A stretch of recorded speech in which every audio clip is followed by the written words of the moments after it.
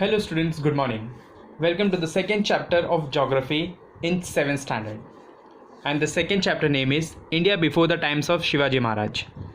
In this chapter, we are going to study about the rules that how was the India was having before the times of Shivaji Maharaj, when Shivaji Maharaj was not ruling in a country, and that time how was India was struggling with some of the different regions and different rulers who were having a power.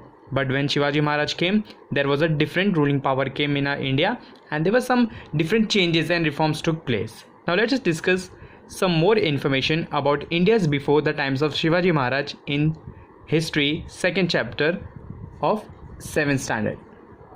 We shall learn about the various ruling powers in India before the times of Shivaji Maharaj in this lesson. So in this lesson we are going to study about the ruling powers of India, that how were the kings were ruling in our country of India. We'll discuss in this lesson. Various ruling power existed in India during that period. So various ruling powers came in India and they were ruling and they were having a expansion in India. Pal in the 18th century was a famous dynasty in Bengal. So there was a different dynasty of different region came in India and they were ruling a different particular place. So Pal was a dynasty was ruling in Bengal. So they were having an invention of Bengal dynasty. So Pal is the first dynasty which was ruling in, or they were having or they were establishing in Bengal. In central India, the Gurjar Pratihar power spread up to the Andhra, Kalinga, Vidarbha, West, Kathiawar, Kannauj and Gujarat. So this was the dynasty. The second dynasty was ruling some of the different states or different east west side of the India, like Andhra, Kalinga, Vidarbha, West, Kathiawar, Kannauj and Gujarat. This was the place they were ruling of India. And who was the dynasty? Gurjar and Pratihar were the main power of that dynasty. So we have studied about the two, Pal and Gurjar Pratihar. These were the two dynasty were ruling a different states of India. Among the Rajput dynasty in south, so Rajput dynasty was having a south region of India. The Gadhwal and the Parmar dynasty were the important ones. So in the north side you will find the Gadhwal and the Parmar were the main dynasty and they were given the important ones in that area. Among Rajputs, Prithviraj Chauhan belonging to the Chauhan dynasty was a violent king. Violent king means he was a powerful king actually and was a great person. So Prithviraj Chauhan was a dynasty of Chauhan dynasty. In the first war at Tare, Prithviraj Chauhan had defeated Muhammad Ghori. So Prithviraj Chauhan was having a fight with the Muhammad Ghori and he had defeated the Muhammad Ghori, means he was taken a win over Muhammad Ghori. But Muhammad Ghori defeated Prithviraj Chauhan in the second war at Tare. So in the war of Tare, of the second war, the Muhammad Ghori had defeated Prithviraj Chauhan, but in the first war he had defeated Muhammad Ghori, and second war Muhammad Ghori had defeated Prithviraj Chauhan at the war of Tare. Raja Raj first and Rajendra first belonging to the Chola dynasty in Tamil Nadu. So these were the two king were ruling and they were having the dynasty of Chola in Tamil Nadu side. An eminent ruler means they were the famous actually. The Cholas conquered the Maldives island and Sri Lanka using their naval strength. So this was the Cholas having the naval strength, means navy they were having, and they have conquered, they have achieved the one, and they have taken the escape of Maldives island and Sri Lanka islands. King Vishnu Vardhan belonging to the Hoysala dynasty in Karnataka had conquered the whole Karnataka. So next dynasty was the Hoysala dynasty and he had conquered the Karnataka side. So they were ruling at the Karnataka side. This Raja Raj and Rajendra, he was the Chola king who was there in the Tamil Nadu, and Hoysala dynasty that was belonged to the Karnataka. During the region of Govind III of the Rashtrakuta dynasty in Maharashtra. So Maharashtra was having the dynasty of Rashtrakuta and that was the Govind III.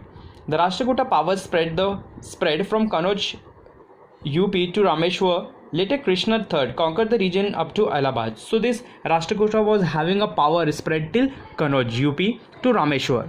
Later then Krishna came to the conquered in the region of Allahabad and they were having the dynasty till Maharashtra, and they were having the expansion of Maharashtra actually during the region of Govind Third, three dynasty of the Shilhars emerged in the western Maharashtra. So this was the dynasty who were having the western part of the Maharashtra, and they were ruling, or they were having the expansion of Shilhars.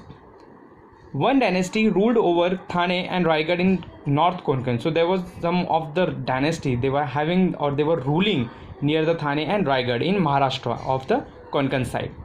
The second in South Konkan. So second was having a South Konkan of dynasty. While the third dynasty ruled over some parts of the present day. Some of the people were there of the dynasty, and they belong to the invention of Maharashtra part, like Kolhapur, Satara, Sangli and Belgaum district. So this were that they were also having the different types of dynasty. Dynasty means what, children? We are having a king after king, or generation after generation, like Shivaji Maharaj. After Shivaji Maharaj, his son came. After his son is came. So this was the having the dynasty. राज, जिसको हम अब हिंदी में राजघराना भी बोलते हैं, कि एक के बाद एक राजा आता है, and they were ruling in the different regions. The last purpose power before the period of Shivaji Maharaj was that of the Yadavas. So Yadavas was having the last period when Shivaji Maharaj came. The capital of Bilam, fifth of the Yadavas dynasty, was a big Deogiri near Aurangabad. He extended his rule beyond river Krishna. So he was having a big dynasty, and he has extended, means उसने बहुत expand कर दिया till river of Krishna, and that was a Yadava dynasty who came near the Aurangabad. So Aurangabad is also located in Maharashtra, students. The Yadava period is considered to be the golden period of Marathi language. So the Yadavas, when the Yadavas became the dynasty of Maharashtra, that was the Marathi language, and that was called a golden period from the Marathis people, or the Maratha warriors and literature. It was in the period that the Mahanubhav Panth and the Warkari movements emerged. So this was the two people, or the dynasty came in the period of movement emerged in the Yadavas.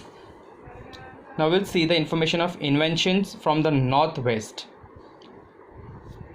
Local dynasty like the Yadava and Rashtrakuta ruled in Maharashtra. So this was the two dynasty who was ruling in Maharashtra, like Yadavas and Rashtrakuta. Remember this, this will be coming in the filling the blanks. But invaders from the northwest conquered the local dynasty and there established own rules. So in northwest side you will find the Maharashtra invaders, local dynasty like Yadavas and Rashtrakutas. They were established their own rule, means उन्होंने खुद का एक dynasty बनाया और वहाँ पे उन्होंने rule किया in the region of Maharashtra. That was the invention from the northwest. In the meanwhile, the Arab power had emerged in the Middle East. So some of the Arab powers came in the Middle East of India. Arab rulers turned towards India to expand the empire. So they have also expanded the Arab side of the India, and they have expanded their different region of the Arabs. The Arab general Muhammad bin Qasim attacked the Sindh province in the 18th century. So the Muhammad bin Qasim has attacked the Sindh people in the 18th century of India. Notwithstanding the resistance of King Dahir, he conquered the province of Sindhi. Due to this campaign, the Arabs came in political contact with India for the first time. So they were having, the Sindh people or the Arab peoples were having the political contact with the India for the first time. In the period that followed, Turks, Afghans and Mughals from Central Asia came to India and established their own power. So they were also having the power, and they have come from different regions like Turks, Afghans and Mughals from the central part of Asia. And they also established some of the rules or the regions in India, and they were also having the power. In the 11th century CE, the Turks began to invade India. So they were having the invention in India. Expanding their own territories, they reached the northwestern frontier of India. So they have also reached to the western part, or western or northern part of the territories of India. Sultan Muhammad of Ghazni invaded India from many times. So they were having the invaded of, means they have came many times in India for ruling of India of regions. He plundered the rich temples at Mathura, Vrindavan, Kanauj and Somnath and carried away enormous wealth with him. So as you all know, India is also called a wealth and a richest country of every world. Why? Because India is also called this richness in their language. Now how they become a richness? Because these people came in India and they've looted many things from the temples. They have taken the ornaments, they have taken the gold from. Why? Because they have looted the things from the temples. Next is Sultanate in the north. In 1175 CE and 1178 CE, Sultan Muhammad Ghori of Gwar from Afghanistan invaded India. So this were the people or the king who came in India from Afghanistan. They have also conquered in India region. He appointed Kutubuddin Aibak to look after the governance of the conquered territories in India. So he was the slave of Afghanistan of Muhammad Ghori. Later, after the death of Muhammad Ghori in 1206 CE, Aibak began to the rule of Indian territory. So after the death of Muhammad Ghori, the Kutubuddin Aibak became the leader or became the king of that region of the Muhammad Ghori in 1200 CE. Aibak began to the rule of Indian territories under the rule of independently. Aibak, who was initially a slave, became the ruler of Delhi. He died in 1210. So when the death of Muhammad Ghori, he became actually the leader, and he was ruling in the independently of Kutubuddin Ghori, and he was slave actually, and he was ruling the Delhi actually, and he died in the 1200 CE.